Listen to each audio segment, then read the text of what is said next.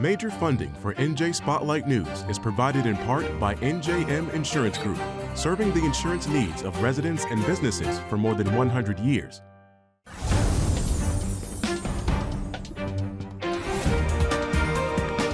From NJ PBS Studios, this is NJ Spotlight News with Brianna Venozzi. Hello, and thanks for joining us. I'm Joanna Gagis. We're bringing you a special NJ Spotlight News edition of Reporters Roundtable, where I'll have a roundup of the top political stories of the week with the help of a panel of local journalists. Reporters Roundtable starts right now.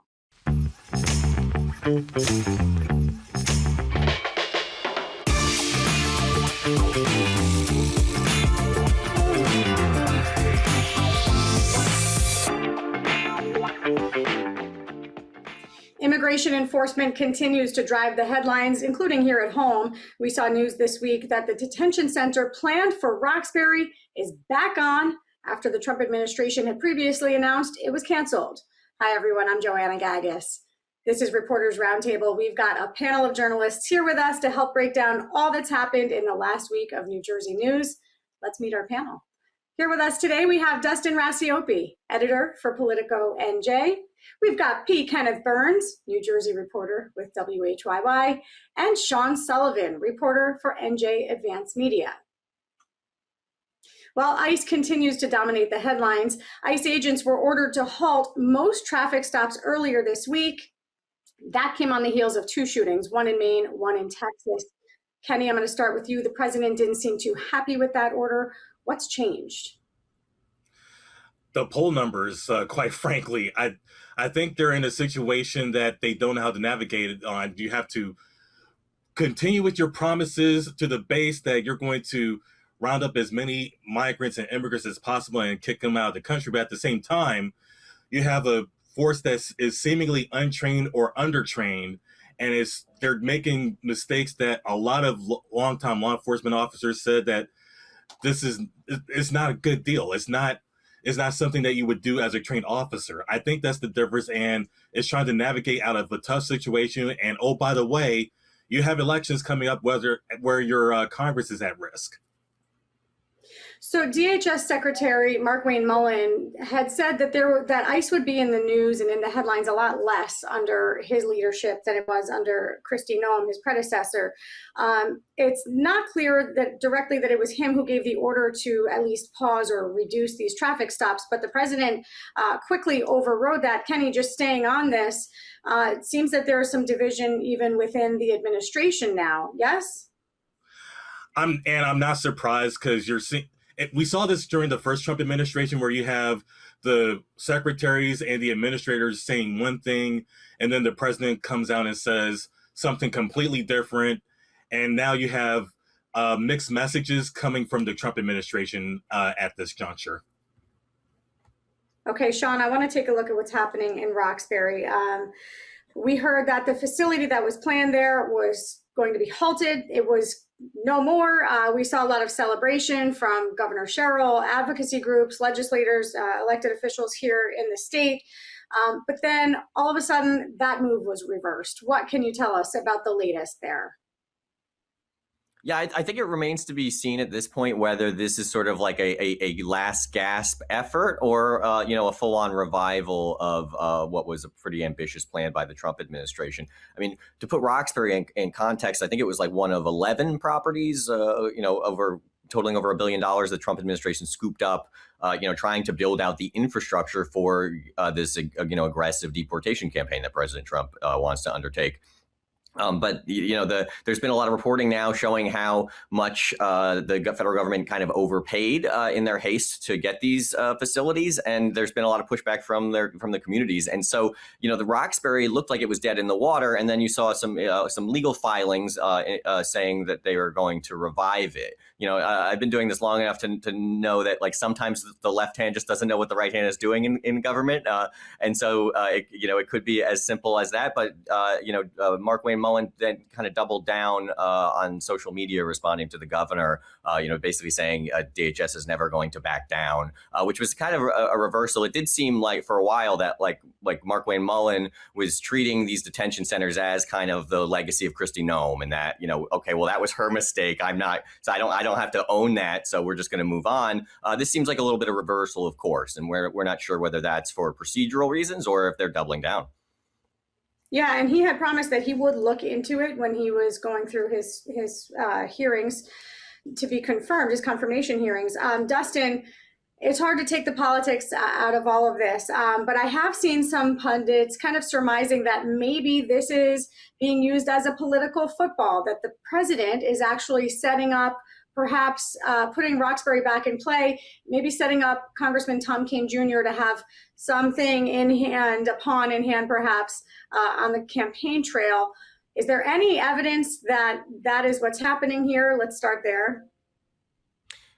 No evidence that I've seen or am aware of.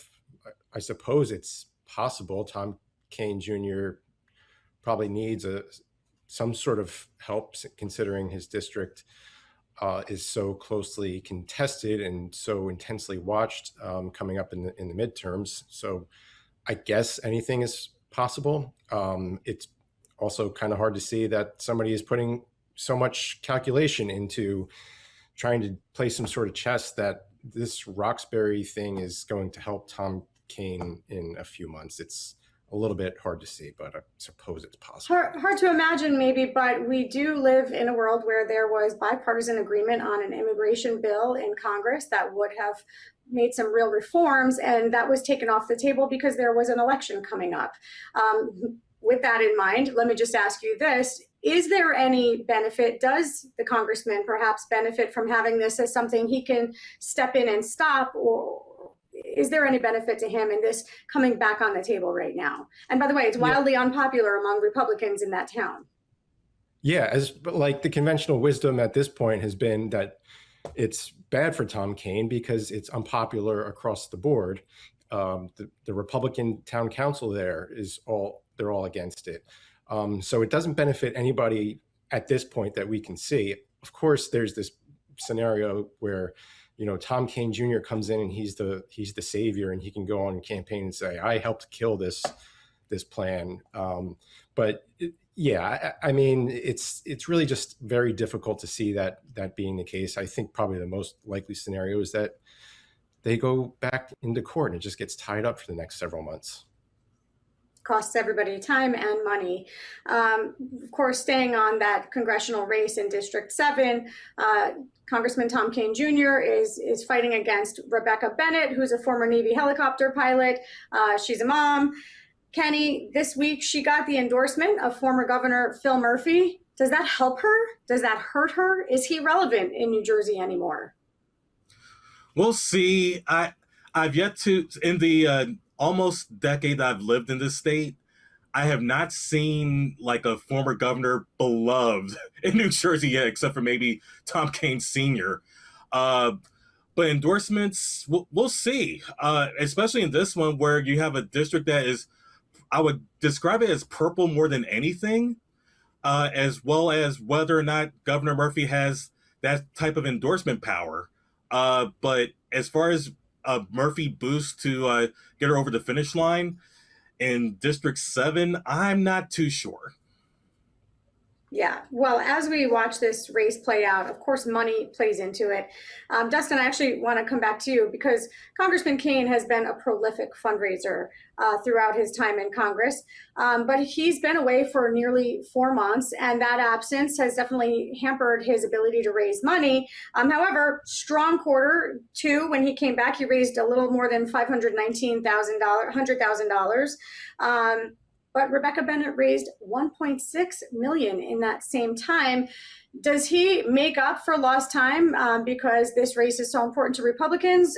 And we should point out he has a war chest that's 3 times hers already. But how do you see his return impacting his fundraising ability? I think it's going to be beneficial to him that he's back. He is technically campaigning. We don't know. We haven't seen him actual campaign, but really what matters in the summer months and when there's a lull is how you're doing in fundraising and fundraisers and getting on the phone and trying to bring in all those dollars. He's always been a very strong fundraiser. I don't see that changing at all. One of the disadvantages for Bennett, despite her strong fundraising, was that she had to spend a lot of money fighting off a number of challengers for the primary, whereas Tom Kean didn't have that scenario. It was all his own. So I think that the next couple of months will be pretty crucial. There's no indication that Tom Kean will slow down in terms of being a strong fundraiser. So this is obviously a race that is on the map nationally. All eyes are on this district as one that potentially could flip from red to blue. It is a district that heavily favors Republicans with the redistricting a few years ago. But Dustin, how much national money do you think is going to pour into this race? And does it all kind of even out in the end in terms of their fundraising ability? How do you see it?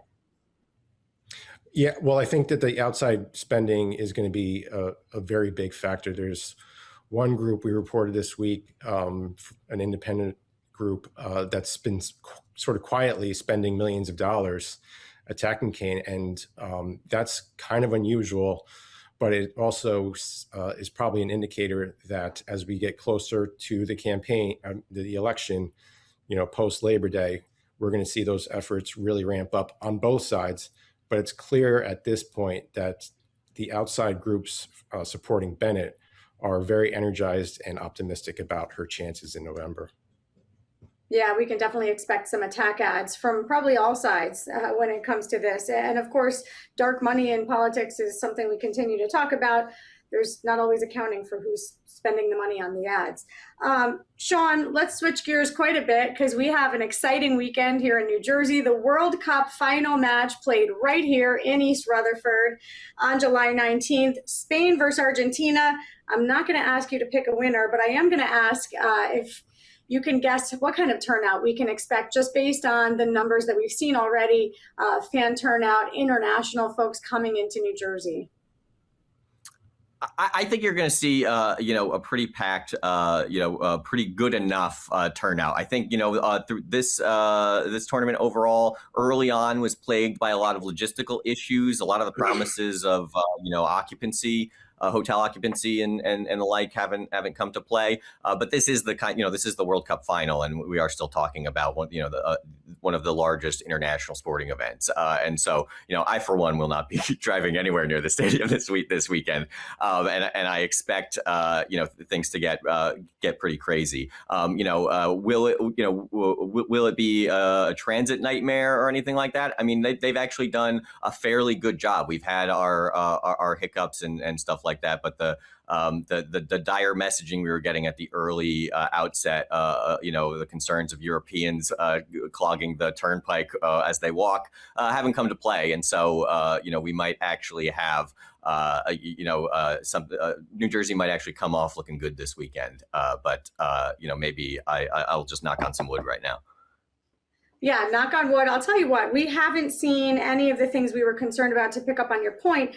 NJ Transit crashing, trains getting stuck. I mean, really, it's been pretty quiet. And also, I've been watching to see if there's a lot of pushback and feedback from folks whose normal commute got disrupted because of this. And that's been pretty quiet too. It actually seems like things are running relatively smoothly when it comes to NJ Transit. One of the things we have to dissect and we'll be able to look at probably after the games is how much the state spent versus recouped on the rerouting of all of the trains. I'm curious, just based on what we've seen, is there any way to measure the economic impact of this, whether it be negative from NJ Transit or positive from all of the tourists coming in, the fan fests, the Flag Cities events, of course, the team staying at the MC Hotel, more on that in a minute. Yeah, this is always a squishy question. We're coming into the World Cup, or any sporting event, the Olympics, the Super Bowl. The projections you were getting from the host committee was $3.3 billion.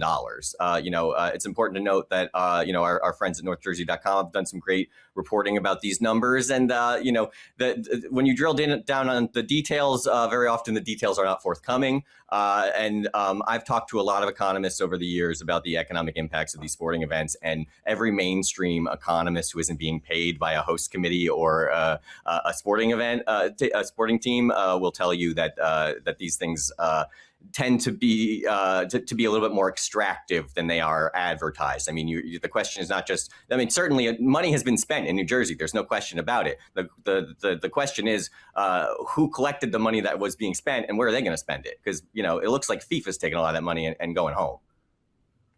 Yeah, and FIFA has no problem charging, in some cases, $1 million a ticket. We're hearing thousands, hundreds of thousands for tickets, especially for this final match. Selling off the grass. Kenny, go ahead, say it again. I was just saying they're selling off the grass now. We're seeing reporting that there's headlines now that the World Cup sod is being sold off, and I know that Dustin's colleague Matt Friedman had a little piece today trying to puzzle out whether the taxpayer was getting fleeced, and I think he concluded it's kind of a wash. But that is about as good as you get in terms of solid answers when you press on a lot of the money questions around the World Cup. Yeah.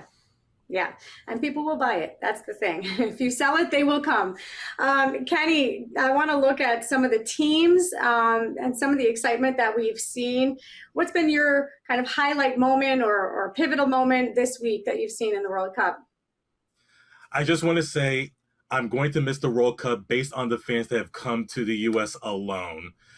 They have been entertaining, but I'm wondering now that England was knocked out by Argentina, what are the Norway fans saying? Because when England knocked out Norway, the English fans had a nice little jaunty anthem on the spot saying there was going to be no rowing in New York, although someone should tell them it's actually New Jersey, but that's neither here nor there.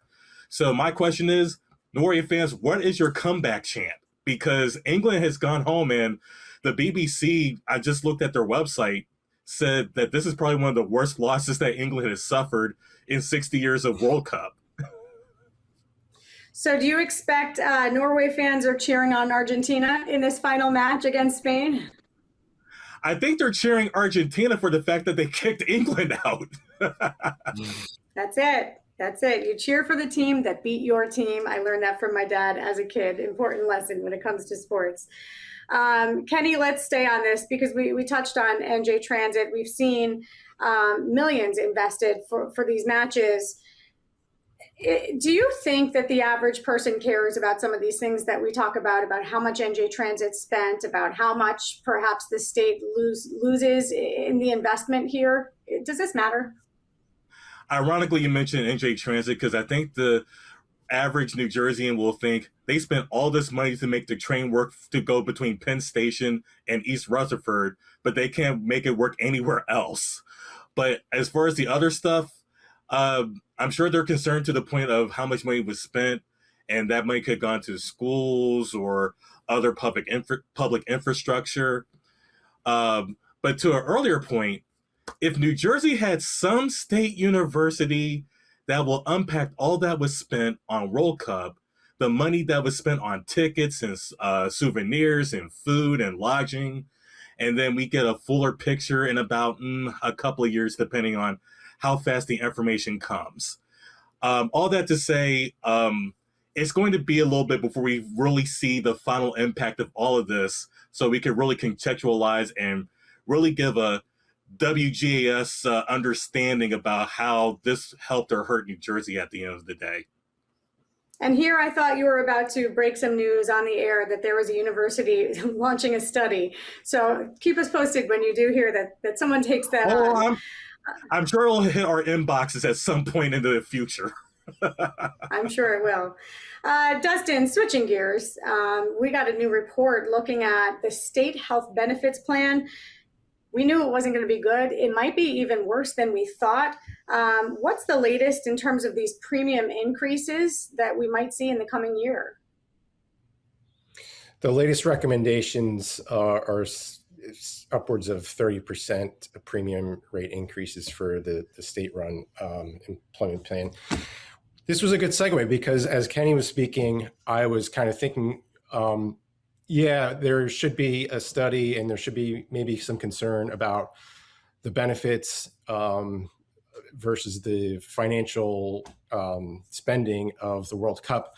But actually what people maybe don't know or care so much about, which is just as important, if not more important, is these health costs at the local level. You're seeing school boards fleeing state-run plans. It's the state employees are facing these double-digit price increases. It all trickles down, and it has implications for tax bills. Whereas something like the World Cup just doesn't quite as directly impact people. But the World Cup is magnitudes of order much more visible in the public consciousness. I can't help but point out, Dustin, when we reach out to journalists, even folks who cover healthcare, we hear a lot, well, this is really complicated. This one's hard to explain. This one's hard to kind of get a handle on, even for pundits, even for journalists. And yet I haven't heard much in terms of the governor's office taking this on or talking about this being their next priority. Do they have any choice but to make this a major priority in the next year, or does this become a crisis that falls in the governor's lap? This has been a crisis that's fallen into Governor Sherrill's lap. Phil Murphy tried to broker an agreement before he left, but it is complex. We're in what analysts have called a death spiral. So, yeah, it's inevitably going to fall on some measure to the state. How much the state may have to pay is TBD. It's already taken out loans, or offered loans, I should say, to some of these entities that need it. And in the meantime, the Sherrill administration is going to have no choice but to try to come up with more of a long-term solution, because it's just going to get worse from here. Okay, Sean, we've all been sitting under a blanket of heat this week, and now that blanket turned gray because we are sitting in smoke and smog. What can you tell us about these wildfires in Canada and Minnesota that are impacting our air, our ability to even go outside right now? And by the way, the way my voice sounds right now. Yeah, it's been smoky the past few days. Hopefully this weekend, as folks are watching this, things have cleared up, because the forecasts were that conditions were going to improve. But things did get so bad that my colleagues at NJ.com, where we are famous for our subtlety, created a misery index, which combines temperature, humidity, heat index. A misery meter, which combines temperature, humidity, heat index, and air quality. Things were getting in the red the past few days, but have improved as of the time that we're taping this. I mean, this is something that is becoming sort of an annual occurrence here. I think that that people, it causes a lot of anxiety. There's a lot of it obviously evokes concerns about climate change, and it also evokes a lot of immediate concerns. And I think that it's been a difficult few days, but maybe things are going to clear into the weekend. Yeah, we can't go outside, can't get our exercise outside. We weren't able to eat produce, although it looks like we should be able to, again, just stay away from, it looks like Taylor Farms might be the one that contributed to that outbreak. But let me switch gears again, Kenny. You wrote recently about Rutgers. A couple different stories here. Let's start with the dean being investigated. We don't have a lot of time, so give us a quick synopsis of this ethics complaint. So in New Jersey, if you're a state employee, your company or a partially owned company that you have in your portfolio can't do business with the state. And that's where this ethics complaint is the root of. Since Jacqueline Mattis, who's the dean of the School of Arts in Newark, been dean since July 2020, she has made thousands of dollars off her company owned in Newark called Easton's Nook. And there's a complaint underway to investigate.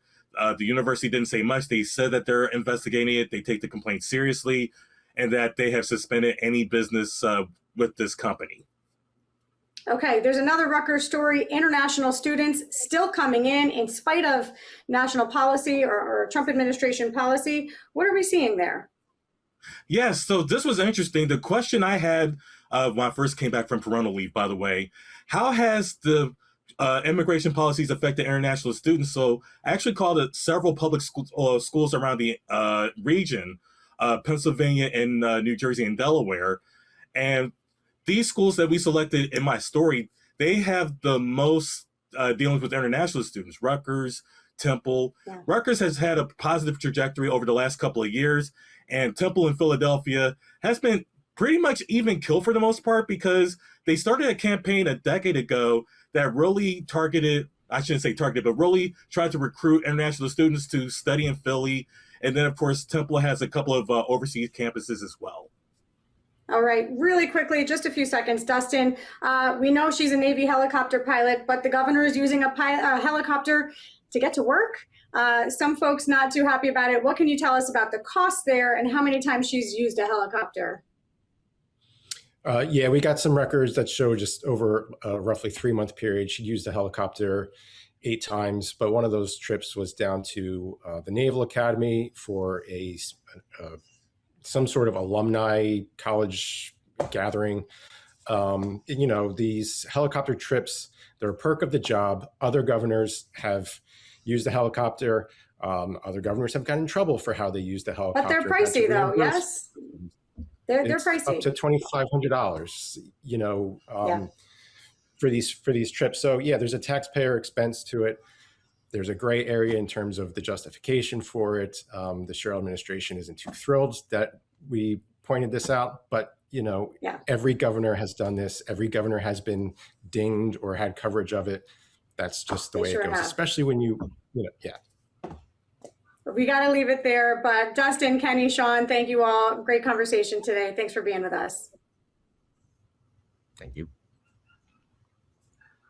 You can follow me on Instagram at Joanna Gagis NJ, and go ahead and scan that QR code on your screen to see more episodes of Roundtable. That's going to do it for us. I'm Joanna Gagis for the entire team here at NJ Spotlight News.